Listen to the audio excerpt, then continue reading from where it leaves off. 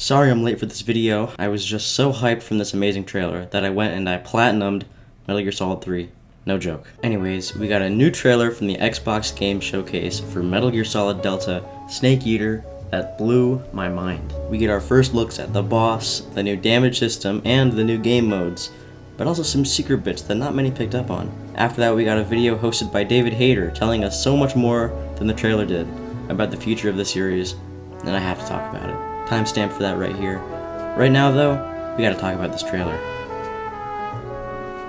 We open on the Halo jump, as the original does. We get our first looks at Paramedic and Zero, looking different than the Pachinko versions, which was the right choice. That is not Solid Snake! We also see Naked Snake with the oxygen mask on that still says the game's title on it. I have no idea why that is. Everything in this cutscene moves exactly like it did in the original.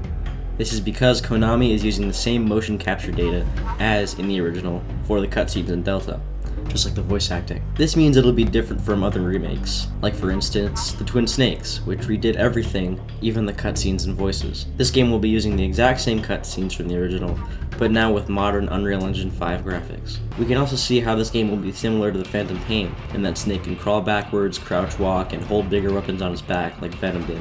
When Snake is kicking ass, you can spot Adamska, Ocelot, down on the ground. I really hope you can kill him right there and get the problem solved series over achievement. Finally, we end on the iconic bridge scene from the original. We see the Pain's bees, a look at Sokolov's shiny head, as well as the mother of Special Forces herself, the boss. We can see the sheer level of duty and sadness in her face. I love it. I really hope this remake isn't just one of the Master Collection version, and includes more things exclusive to the original edition back when it came out. I'm talking like the Guy Savage minigame and the hilarious Secret Theater cutscenes. I really hope those make a return. That's all for the game's trailer, but surprisingly, much more was revealed in Episode 2 of the Legacy series, which is a new YouTube show by Konami where David Hayter gives some Metal Gear updates. Episode 1 was released a few months ago and was pretty much a reminiscence on the series and what is to come for next episodes. You'll just feel more comfortable in the box! Sorry. But here, he opens up talking about how they will nail this remake, despite the original being such a classic. The room he's standing in is the same one right next to the lockers where you store Rykov, and you can also see a keratin frog in the back. But speaking of Rykov, whatever he looks like in the remake would probably give us an idea of what Raiden would look like in a Sons of Liberty remake, right? Something to think about. Anyways, he says that the graphics are fully updated, yet new gameplay will be added, such as a new damage system that will keep injuries and scars Snake receives in the game for the rest of your playthrough. That scene with Eva is going to be really awkward and hard difficulties. I can't believe how small it is. Yeah, but it gets the job done. Interestingly, Hayter says how nearly all the voice acting returns. I wonder why he said nearly, but I do have a theory. So some diehard fans may know that Eva's voice actor in the original wasn't credited. In the credits, her name was Suzette Minier, but this is a fake name for someone we still have no idea the identity of. David himself confirmed this was just a pseudonym, but he wouldn't say who the actor really was. There are lots of theories, but we don't actually know to this day. I wonder if this mysterious person might not be able to receive royalties or something like that, so we might be getting a new voice for Eva. Hayter also says that we'll be getting new gameplay styles, as he's right in front of the waterfall we meet Eva behind, right after the Sorrow fight. These gameplay styles he's talking about is just like in the Master Collection, how you can switch from the original to the Substance versions of the camera angle.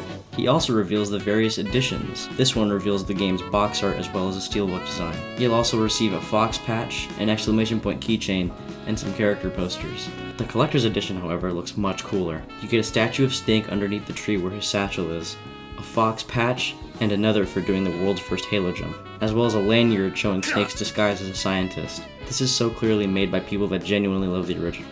Like, the scientist card is such a nice touch. This next part, David is sitting down with Noriaki Okumura, a producer. Also, when he turns his head, I can't help but notice that tattoo he pointed out in Metal Gear Solid 4. Okumura says he's been working for Konami ever since Police Knots, which was made by Hideo Kojima after Metal Gear 2 Solid Snake.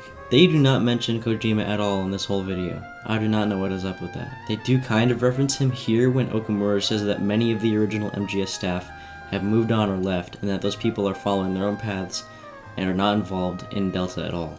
Obvious Kojima reference. He says that the reason they're remaking these games, plural by the way, is because Metal Gear is a niche franchise now, which is so damn true. That is Konami's fault, by the way. They stopped making games. But this guy also brings up the negative feedback from the Master Collection. Holy shit. This is actually so awesome to hear. I mean, I love the Master Collection. Like I said, I just platinumed Snake Eater. But he says that updates are coming and that he's sorry for the poor response. This level of feedback is unbelievable from Konami, you guys. I'm so happy. He says that the reason there was low resolution was to preserve the way those games looked. I guess that makes sense, because it would have been super easy to fix that, and it's not like the Master Collection wasn't made from love. I mean, just look at the bonus content. That thing is so awesome. Also, I think that's fine. I don't need Metal Gear Solid 1 in 4K and 120 frames per second. It's not going to change how this game already looks. In the end, he says he wants the fans to decide for themselves if this team is right for the job of keeping Metal Gear alive, which is so good to hear. It's like a democracy for Metal Gear. Man, it feels good to talk about Metal Gear again. I have another theory about what they're doing with David Hayter, though. You see, Kojima was a very public figure in the eyes of the fans. But since he's gone from the series, how are they going to replace that? Easy. David Hayter. Like how Kojima was the poster boy for the series up until his departure, Hayter is going to be the new poster boy for these remakes and collections. That's why we have the Legacy series and whatnot, since just having him tweet about the series isn't enough. They want his face up in there. Which is great because we love him. And man, he looks good for his age. I hope to see more very soon. The next trailer we get will probably be for the release date, and also could be bundled with a Master Collection Volume 2 reveal. So I'm really excited for that. But lastly, there was a fake release date from GameStop that says it would be releasing November 11th this year, which is the same day Dishonored 2 came out, only I noticed that. This is confirmed false though. That is just the 20th anniversary of the original, and I see how some GameStop employee would have mistaken that for the date. It is coming this year though, along with the Silent Hill 2 remake. They're both coming out this year. So that is probably an accurate time frame. Also, games don't come out on Sundays, except for Super Mario 64. But that game fucking sucks for a reason though. What a thrill. With darkness and silence through the night. What a thrill.